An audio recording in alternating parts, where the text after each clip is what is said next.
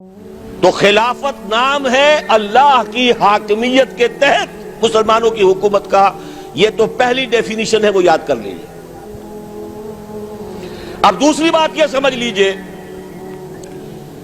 کہ ایک زمانے میں حکومت بڑی سادہ ہوتی تھی، کوئی لمبے چوڑے ادارے نہیں ہوتے تھے.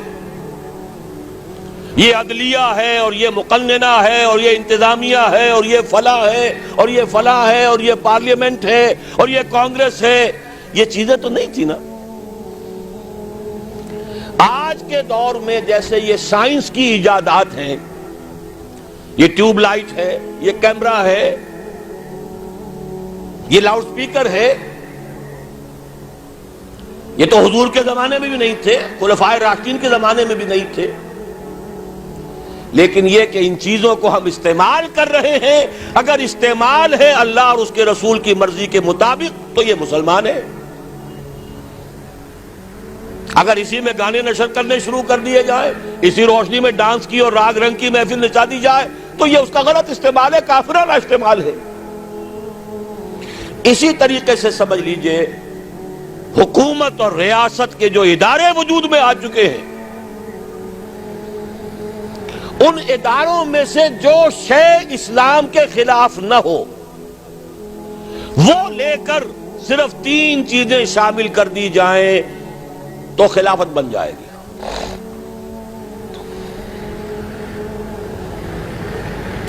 وہ ادارے کیا ہیں؟ جیسا کہ میں نے عرض کیا، ہر ریاست کا سمجھا جاتا ہے 3 بنیادی ادارے ہیں. مقننہ قانون ساز ادارہ ہے، اسے آپ پارلیمنٹ کہہ رہے ہیں، اسے مجلس ملی کہہ لیں، اسے کانگریس کہہ لیں، جو چاہے کہہ لیں.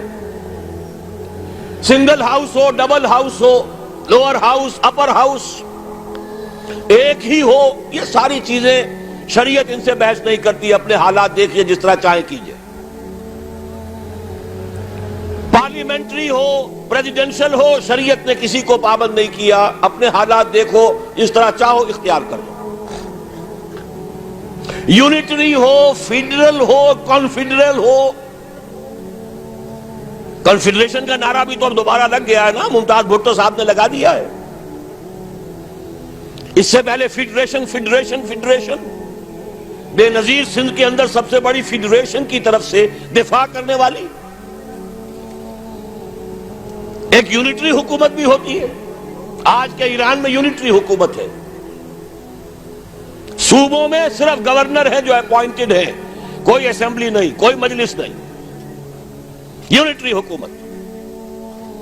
پارلیمنٹ صرف ایک ہے پورے ایران کی.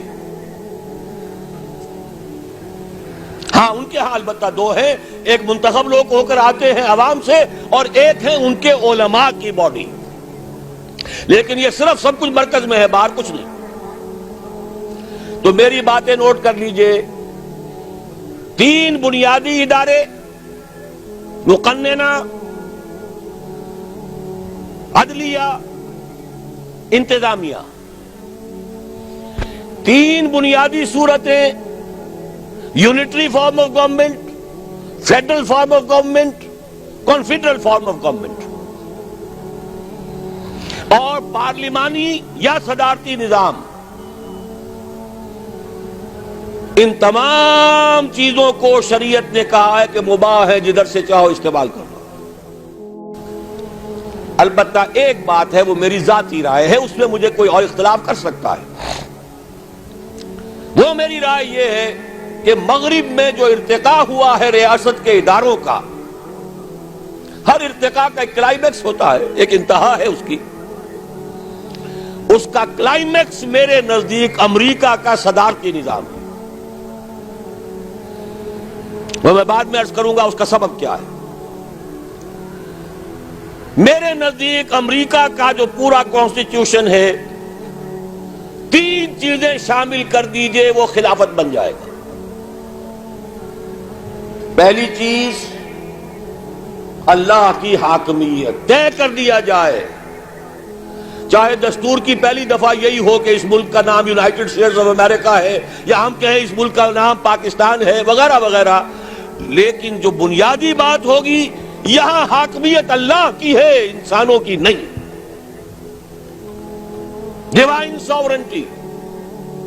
سروری زیبا فقط اس ذات بے ہمتا کو ہے، حکمراں ہے ایک وہی، باقی بتان آزری۔ الحمدللہ پاکستان میں یہ چیز پہلے سے طے ہو چکی۔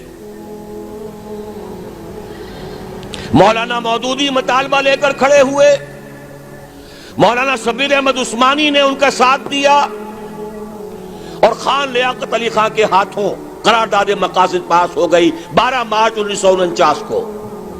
حاکمیت اللہ کی پہلی شرط پوری ہو گئی،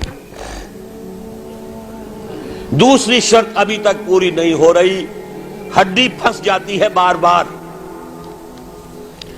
دوسری دفعہ یہ ہونی چاہیے، یا تیسری کہہ لیجئے، لیکن میں جو گنتی بتا رہا ہوں 3 چیزیں، ان میں دوسری یہ طے ہو جائے، اعلان کر دیا جائے یہاں کوئی قانون کسی بھی سطح پر، صوبائی ہو، مرکزی ہو، میونسپل کمیٹی کا ہو، کاؤنٹی کا ہو، ڈسٹرکٹ بورڈ کا ہو، کسی ادارے کا ہو، کسی انجمن کا ہو، کوئی قانون سازی کتاب و سنت کے منافی نہیں ہو سکتی۔ اسی کے لیے 10 سال پہلے متحدہ شریعت محاذ بنا تھا، جونوجو صاحب کی حکومت، ضیاء الحق صاحب کی صدارت، اور 2 ہمارے سینیٹرز لے کر کھڑے ہوئے تھے، قاضی عبداللطیف صاحب اور مولانا سمیع الحق صاحب، اور ایک بڑا اتحاد ہو گیا تھا مسلمانوں کا۔ میں بھی اپنی چھوٹی سی تنظیم کے ساتھ، من نیز حاضر بھی شوم، تفسیر قرآن در بغل، میں بھی شریک تھا۔ بہرحال وہ بیل منڈے نہیں چڑھ سکی۔ اب اس میں تفصیل میں نہیں جانا چاہتے، اس میں اپنوں کے کیا کرتوت ہیں اور دشمنوں کی کیا ریشہ دوانیاں ہیں۔ اس کے بعد پھر وہ بل پاس ہوا،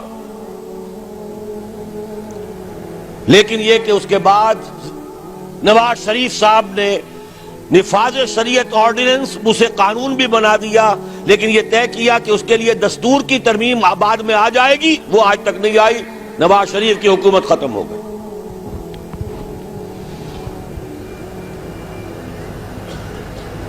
دوسری شرط، کسی بھی سطح پر کوئی قانون سازی کتاب و سنت کے منافی نہیں ہو سکتی۔ تیسری شرط، مخلوط قومیت کی نفی۔ اس ریاست کا مکمل شہری صرف مسلمان ہے۔ میں نے ڈیفینیشن میں کہا تھا، اللہ کی حاکمیت کے تحت مسلمانوں کی حکومت۔ جو اللہ کو نہیں مانتا، رسول کو نہیں مانتا، ان کے جان اور مال اور عزت کی حفاظت کی جائے گی۔ انہیں مذہبی آزادی حاصل ہے، مندر ہو، چرچ ہو، سینیگوگ ہو، جاؤ جس کو چاہو پوجو۔ پرسنل لا اپنا جو چاہو اس کے مطابق شادیاں کرو، تمہاری وراثت بھی اسی کے مطابق ہو جائے۔ اپنی اولاد کو، اپنی آئندہ نسل کو اپنا مذہب سکھاؤ، پڑھاؤ، لیکن 2 چیزوں میں تم شریک نہیں ہو سکتے۔ نمبر 1، قانون ساز ادارے کے رکن نہیں بن سکتے، اس لیے کہ قانون سازی کا منبع قرآن و سنت ہے، تم نہ قرآن کو مانتے ہو نہ سنت کو مانتے ہو۔ نمبر 2، اعلیٰ ترین سطح پر جہاں پالیسی کے فیصلے ہونے ہو، وہاں کوئی غیر مسلم شریک نہیں ہو سکتا۔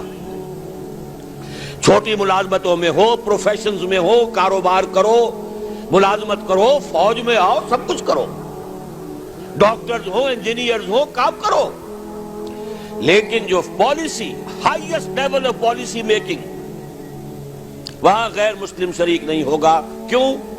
بڑی منطقی سی بات ہے۔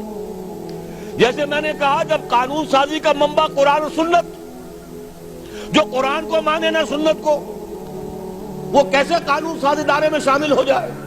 کوئی عقل کی بات تو کرنی چاہیے۔